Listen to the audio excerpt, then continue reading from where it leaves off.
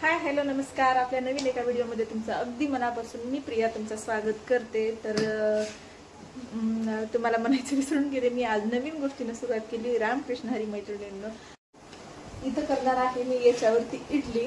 आता ही इडली पारंपरिक पद्धतीने केली जाते म्हणतात, पण मला इडली पात्र घासायचा खूप कंटाळा येते, त्याच्यामुळं मी आज यामध्ये इडली करणार आहे.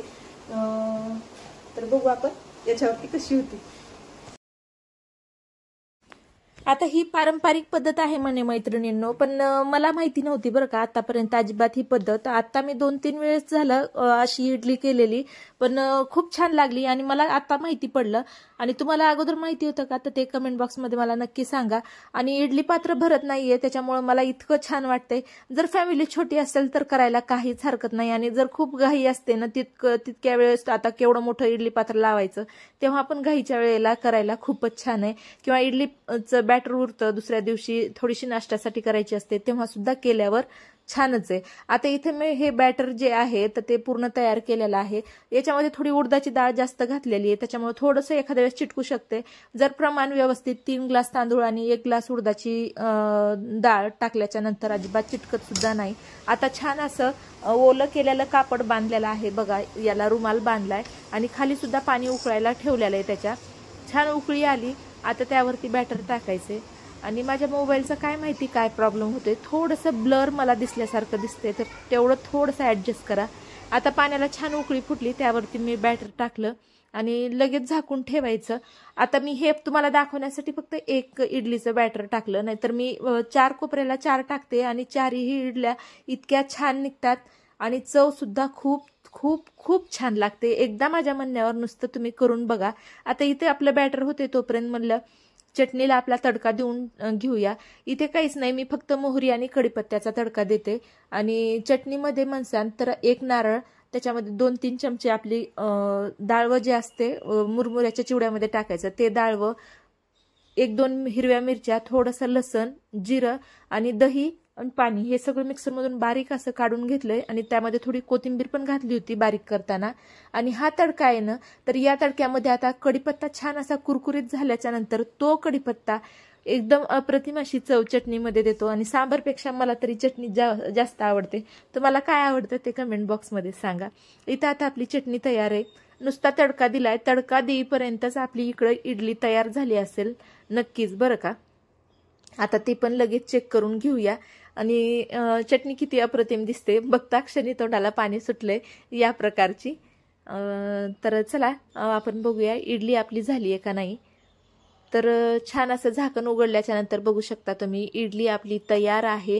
आणि इतक्या फास्ट शिजते, फक्त तडका देईपर्यंत इडली आपली तर शिजून झालेली आहे. आता मी तुम्हाला सांगितलं याच्या अगोदर पण की उडदाची डाळ मी जास्त घातली, 2 ग्लास घातली, त्याच्यामुळे एखाद्या वेळेस बॅटर थोडंसं चिटकू शकते.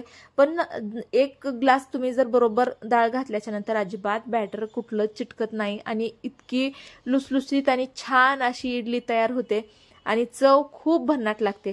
मी परत या गोष्टी सांगते, तुम्ही माझ्या म्हणण्यावर फक्त एकदा विश्वास ठेवून कराच, एवढंच तुम्हाला सांगेल मी. खूपच छान लागते. आता दुसरं एक आमच्याकडे गोष्ट झालीये बरं का, झालीये म्हणण्यापेक्षा ओढून आणलीये सरांनी. आता हे घर बसल्याच काम काढलंय. आता हे सोफा आत्ताच आणलेला होता आणि खरं सांगायचं तर हे लोक फसवणूकच करतात. रेडीमेड वस्तू घ्यायला गेले ना, या अशी फसवे घरी असती बघा. रेडीमेड सोफा 6 महिने वर्ष झालंय आता घेऊन. आणि बघू शकता तुम्ही म्हणजे खालून फक्त झिरझिर असं मच्छरदाणीसारखं कापड आहे त्याला, अजिबात कोणती अशी क्वालिटी देत नाहीत ते. पण आपलं बजेट कसं असते, घर बांधेपर्यंत आपलं पूर्ण बजेट संपून जाते, हलून जाते आणि मग आपण फक्त त्यावेळेसचं कामधकाऊपणा घेतो. त्याच्यामुळे आता हा सोफा आम्ही घेतला होता, पण आता पस्तावा होते. पण जाऊ द्या, आता काय त्याला काय करणार. ते दादा आम्हाला तेच सांगत होते की रेडीमेड घ्यायचं नाही, तयार करूनच घ्यायचा, त्याची लाईफ छान जाते म्हणून. आता याचा कपडा सर म्हणले काढून टाकूता, नवा कपडा याला बसूत. म्हणजे कोणता, फक्त खालचाच बरं का, वरचा तर आणखीन छान आहे, काही प्रॉब्लेम दिला नाही या सोफ्यानं तसं तर. पण सरांनाच काय माहिती काय झालं होतं, तर त्यांनी म्हणले नाही ते कपडा काढून टाकायचा आणि खाली दुसरा चांगल्या क्वालिटीचा कपडा बसवायचा. त्यांनी जाऊन हा कपडा आणला आणि लगेच बसवून पण घेतला. आणि अखिलेशच्या पायाला थोडंसं ते जे गोल्डन कलरचे सोफ्याचे पाय आहेत ते 1-2दा लागले, त्याच्यामुळे त्यांनी म्हणले नाही नाही लगेच त्याचे पाय पण चेंज करायचे. त्याच्यामुळे मग त्यांनी या दादांना बोलून ते सोफ्याचे पाय पण चेंज करून घेतले आणि तो खालचा कपडा पण चेंज करून घेतला. आणि तुम्ही जर आता घर वगैरे बांधत असताल किंवा सोफा घेण्याच्या विचारात असताल तर आम्ही तरी सांगू, अजिबात रेडीमेड सोफ्याच्या नादी लागू नका आणि घेतला तरी पण लाकडी छान असा सोफा घ्या, ज्याला कुशन आंगचेच असतात. ते सुद्धा आता सोफे मार्केटमध्ये भेटत आहे आणि ते बघताय तुम्ही गोल्डन कलरचे तसे क्वालिटीचे पाय लावून दिलेले होते त्या लोकांनी आणि ते खटखट नुसते पायाला लागत होते. इथे आता लगेच हेअरकटला आलेलं माझ्याकडं क्लायंट, तर खालीच राहतात ते आमच्या आणि त्यांच्या त्या मुलीच्या आईसोबत मी गप्पा मारते आता थोड्याशा. आणि म्हणजे आता बरेच दिवस झाले ना, मी जवळपास 4-5 वर्ष होऊन गेले. बोरीला असताना शिवलेले, पुन्हा काही शिवलंच नाही मी, पण लक्षात जातेच ना ते. पण खूप छान बसलं. पण कसं असते, समोर घेतलं असं वाटते की गेलं लक्षात, पण समोर घेतलं लक्षात येतं.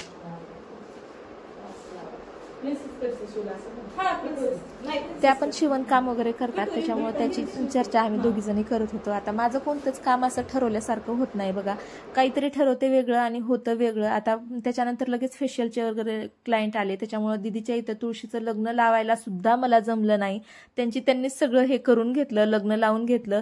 आणि नवरीचे मामा म्हणजे माझे 2 मुलं होते आणि वराडी म्हणजे त्याचे मित्र होते आणि या प्रकारे असं लग्न लागलेलं आहे. आणि इथं आमचे वरबाप वरमाई म्हणजे माझी बहीण आणि भाऊजी आहे आणि हे 2 मामा बघा.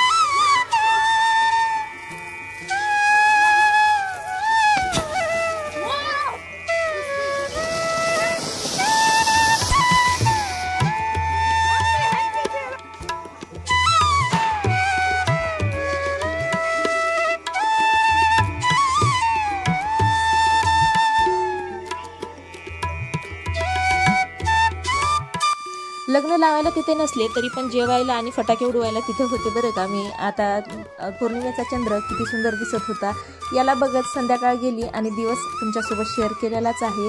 तर व्हिडिओ आवडला तर लाईक करा, शेअर करा आणि चॅनलला आणखी नाही सबस्क्राईब केलं असेल तर सबस्क्राईब करा. भेटू लवकरच पुढच्या व्हिडिओमध्ये. तोपर्यंत रामकृष्ण हरी.